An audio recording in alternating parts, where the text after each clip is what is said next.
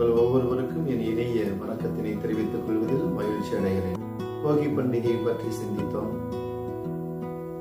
இன்று தை திருநாளாம் பொங்கல் திருநாளை பற்றி சிந்திக்கவும், நமது முன்னோர்களுடைய அந்த வாழ்க்கை முறையையும் அவர்களுடைய அந்த யதார்த்தமான சூழலையும் ஒரு உன்னதமான அந்த நிகழ்வினையும் சிந்தித்து பார்க்கின்ற பொழுது மிகவும் மகிழ்ச்சிகரமாக இருக்கிறது.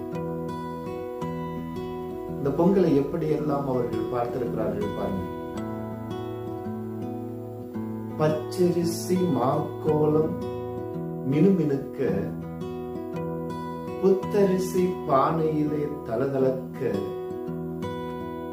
கொத்து மஞ்சள் இல்லத்திலே நலம் பெருக்க, செங்கரும்பு உள்ளத்திலே இனிமை வளர்க்க, பொங்கலோ பொங்கல் என வாயார பாடிடுவோம், வழிதரும் தை மகளை மனதார வரவேற்போம் என்று மனதார பாடி ரசித்து ருசித்திருக்கிறார்கள் தை திருநாளை.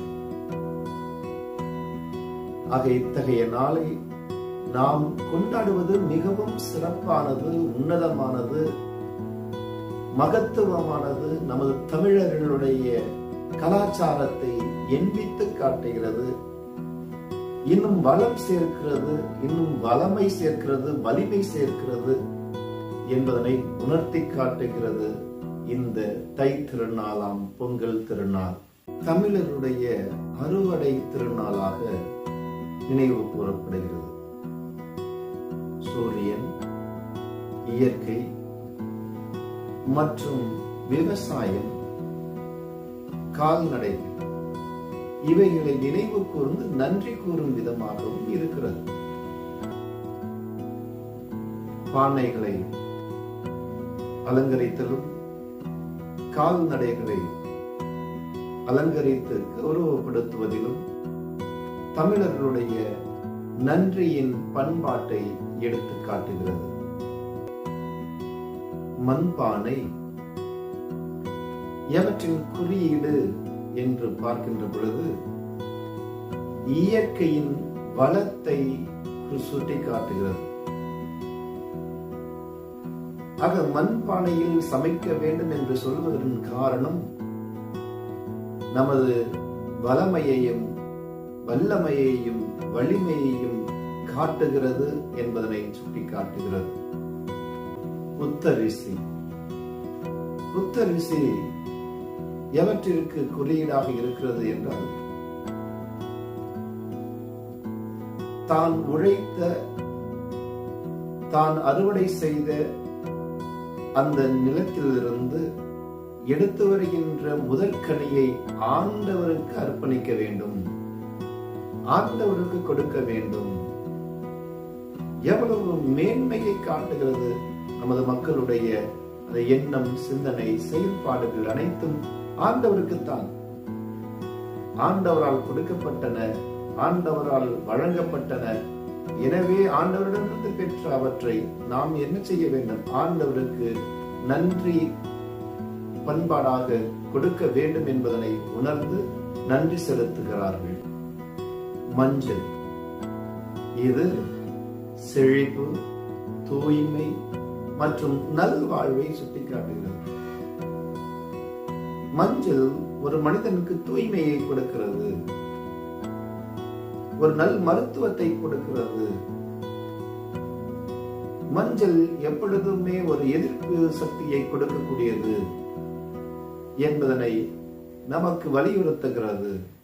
ஆகவே அவற்றிற்கு நாம் நன்றி செலுத்த, பொங்கலோ பொங்கல் என வாயார பாடி மகிழ்வது, உளமாற பாடி மகிழ்வது எவற்றை எண்ணித்து காட்டுகிறது, வலியுறுத்துகிறது என்று பார்த்தோம் என்றால்,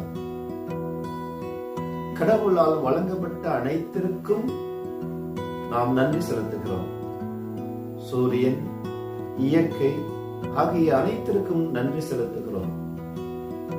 பெரியவர்கள் முதல் சிறியவர்கள் வரை அந்த குலவை சத்தம் இடுகின்ற பொழுது மிகுந்த மகிழ்ச்சியையும் ஒற்றுமையையும் ஒருமைப்பாட்டின் உணர்வினையும் மேலோங்கச் செய்கிறது. அதே போல எல்லோருமே ஒற்றுமையோடு இருக்க வேண்டும் என்ற அந்த மகிழ்ச்சியின் செய்தியை நமக்கு அறிவிக்கிறது. அந்த பொங்கலோ பொங்கல் என்று மனதார பாடுகின்ற பொழுது விவிலியத்தில் பார்த்தோம் என்றால் லேவியருக்கு எழுதிய புத்தகம் அதிகாரம் 23 இறைவார்த்தை 10 நீ இஸ்ரேல் மக்களிடம் கூற வேண்டியது, நான் உங்களுக்கு கொடுக்கும் நாட்டில் நீங்கள் வந்து அறுவடை செய்யும் பொழுது அவற்றிலிருந்து முதற்கட்டினை முதற் கதிர் விளைச்சலை நீங்கள் குருவிடம் கொண்டு போய் கொடுக்க வேண்டும் என்று வலியுறுத்துகிறது. ஆக இதன் அடிப்படையிலேயே தான் கிறிஸ்தவர்களும் கொண்டாட வேண்டும் என்பதனை வலியுறுத்துகிறது. ஆக இது ஒரு குறிப்பிட்ட மதத்தினருக்கோ அல்லது ஒரு குறிப்பிட்ட இனத்திற்கோ சார்ந்தது அல்ல. இந்த விழா, இந்த தை திருநாள் என்று சொல்லுவது எல்லா தமிழர்களும் இணைந்து ஒற்றுமையோடு ஒருமைப்பாட்டுணர்வோடு மகிழ்ச்சியோடு கொண்டாடக்கூடிய திருநாள் இந்த தை திருநாள், பொங்கல் திருநாள். ஆகவே சுருக்கமாக சொல்லப்பட வேண்டும் என்றால் இறைவனுக்கு நன்றி செலுத்தும் விதமாக அமைவதுதான் இந்த தை திருநாளாம் பொங்கல் திருநாள். ஆகவே அனைவரும் மகிழ்ச்சியோடு உளம் மாற ஆர்ப்பரித்து பொங்கலோ பொங்கல் என சொல்லி அனைவரையும் வாழ்த்துவோம். அனைவருக்கும் இறைவனுடைய ஆசீர் நிறைவாக கிட்டட்டும். வாழ்க வளமுடன். இன்றைய நாள் இனிதாக அமையட்டும். வாழ்த்து.